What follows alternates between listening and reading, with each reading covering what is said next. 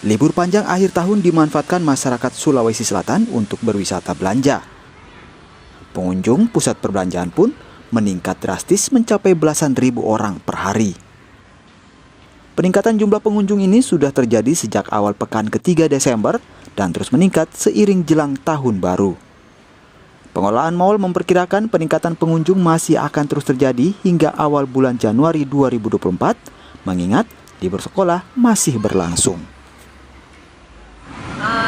Trafik pengunjung dibandingkan pekan ketiga lalu dengan pekan keempat ini luar biasa peningkatannya ya, baik di Mall Ratu Indah maupun di Park.